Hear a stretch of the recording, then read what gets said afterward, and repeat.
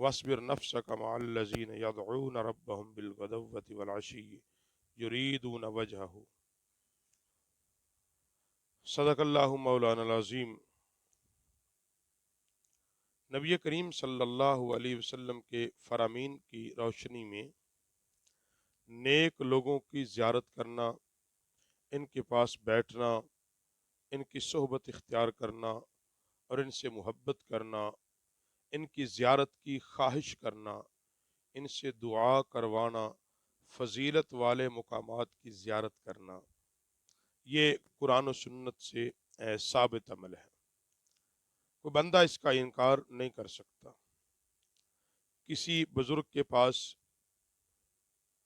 उसकी ज़ियारत, फैज़, उसकी सोहबत हासिल करने के लिए जाना, ये सहाबा इकराम अलैहिम रिदवान का तरीका।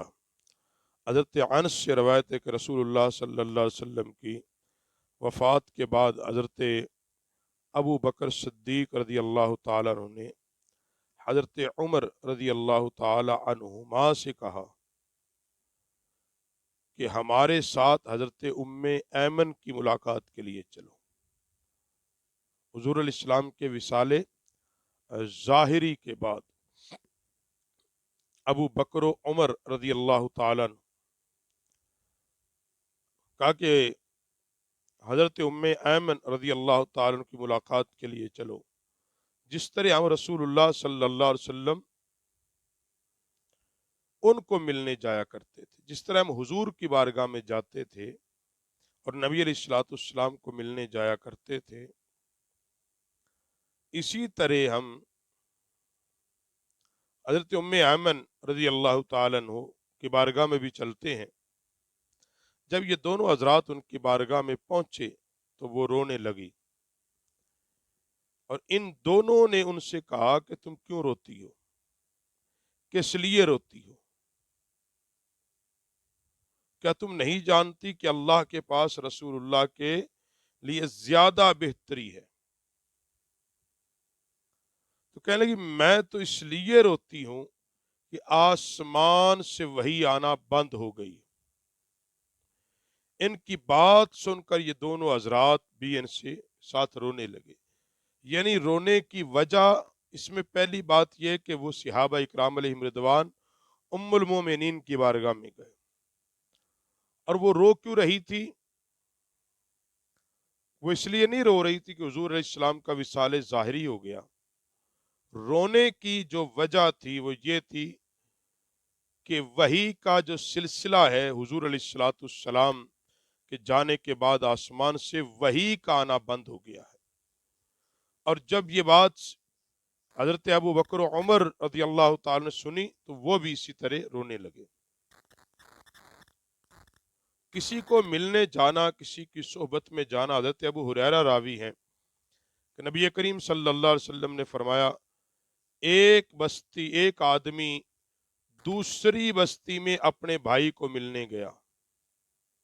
एक आदमी दूसरी बस्ती में अपने भाई को मिलने गया।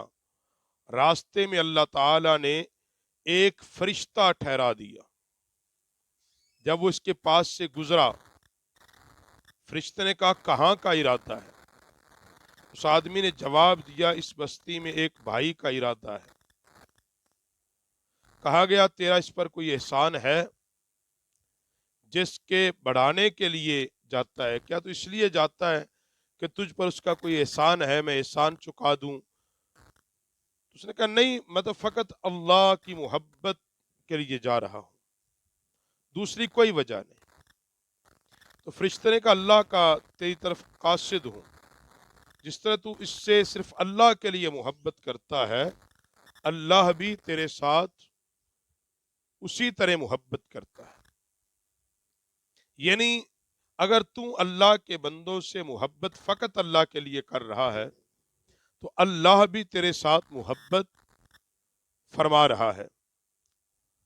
और इसी तरह दूसरी रवायत के अंदर फरमाते हैं कि अच्छे और बुरे की सोहबत के मुताल्लिक हजरत अबू मूसा अशअरी के नबी अकरम सल्लल्लाहु अलैहि वसल्लम ने फरमाया, अच्छे साथी और बुरे साथी की मिसाल कस्तूरी वाले اور بھٹی پھونکنے والے کی طرح ہے۔ کستوری والا تم کو تحفہ دے گا یا تم اس سے خرید لو گے، یا اس کی پاکیزہ خوشبو تمہیں مل جائے گی۔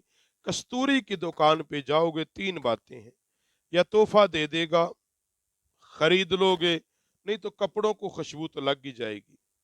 یہ اچھی صحبت کی مثال ہے۔ اور بھٹی والا تمہارے کپڑے جلا دے گا، ورنہ بدبو تو ضرور ملے گی۔ اس کی بھٹی میں بیٹھو گے، چنگاریاں پڑ کے یا تو بھٹی جلے گی، نہیں تو پھر کپڑوں سے بدبو تو۔ اچھی اور بری صحبت یہ ہے، بری صحبت میں بیٹھو گے، برے لوگوں کی مجلس میں، اس کا کچھ نہ کچھ نقصان تو تمہیں ضرور ہوگا۔ اور پھر حضرت ابن عباس راوی کے آقا علیہ الصلوۃ والسلام نے حضرت جبریل سے فرمایا کہ ہم سے جتنا تم ملتے ہو تو اس سے زیادہ کیوں نہیں ملتے، زیادہ ملا کرو ہم سے۔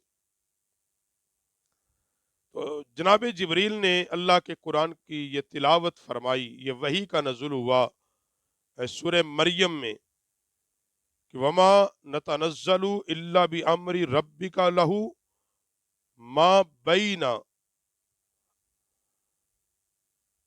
ہم تو اپنے رب کے حکم سے اترتے ہیں محبوب، اس رب کے حکم سے جو ہمارے آگے ہے، پیچھے ہے، دائیں ہے، بائیں ہے، اللہ کے حکم سے ہم اترتے ہیں۔ آپ سے جو ملنے آتے ہیں وہ اللہ کے حکم سے ملنے آتے ہیں۔ تو اس لیے اللہ کے بندوں سے ملنے کی خواہش کرنا، اللہ کے قرب والوں سے ملنے کی خواہش کرنا، خدا کا علیہ الصلوۃ والسلام کی تعلیمات ہیں۔ ابن مسعود سے روایت ہے کہ حضرت ایک آدمی رسول پاک صلی اللہ علیہ وسلم کی بارگاہ میں حاضر ہوا، عرض کی یا رسول اللہ، ایک آدمی کسی قوم سے محبت رکھتا ہے لیکن ان سے ملتا کوئی نہیں۔ آپ علیہ السلام نے فرمایا آدمی اس کے ساتھ ہے جس سے وہ محبت کرتا ہے، بندہ جس سے محبت کرتا ہے قیامت کے دن اسی کے ساتھ ہے۔ یہ وہ بات ہے کہ انسان کو جو محبت ہے وہ اللہ والوں سے کرنی چاہیے، اللہ کے نیک بندوں سے کرنی چاہیے، بزرگان دین سے کرنی چاہیے۔ اور پھر ابن عمر راوی کے نبی علیہ الصلوۃ والسلام مسجد قباء پاک تشریف لے جاتے، کبھی سرکار پیدل اور کبھی سوار ہو کے مدینے سے مسجد قباء پاک تشریف لے جاتے اور دو رکعتیں پڑھتے۔ اور ایک روایت میں کہ آقا علیہ السلام ہر ہفتے کے دن مسجد قباء تشریف لاتے، کبھی سوار کبھی پیدل۔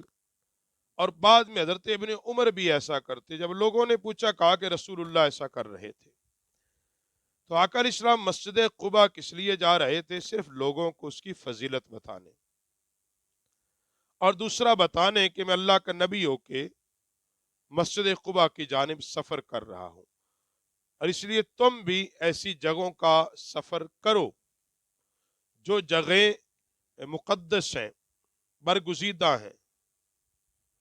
جس طرح نبی کریم صلی اللہ علیہ وسلم نے حجر اسود پاک کو بوسہ دیا، حجر اسود پاک کو بوسہ دیا۔ ابن عمر پاک، حضرت عمر پاک نے بھی جب بوسہ دیا تو کہا کہ اے حجر اسود، میں نے تجھے بوسہ اس لیے دیا ہے کہ رسول اللہ نے تجھے بوسہ دیا ہے، آقا علیہ السلام نے بوسہ دیا ہے۔ اسی طرح یہ مقدسات چیزوں کا چومنا، بوسہ لینا یہ بھی جائز ہے۔ بیت اللہ کا، حجر اسود کا، گنبد خضرا کا، مسجد نبوی پاک کا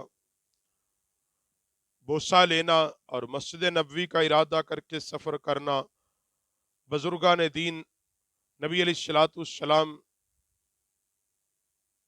کے اصحاب اور اہل بیت اطہار کی بارگاہوں میں سفر کر کے جانا، یہ جائز ہے، بلکہ حدیث صحیحہ سے ثابت ہے۔ تو ایسی جگہوں پہ ہمیں سفر کرنا چاہیے، یہ اجر و ثواب کا باعث بنتا ہے۔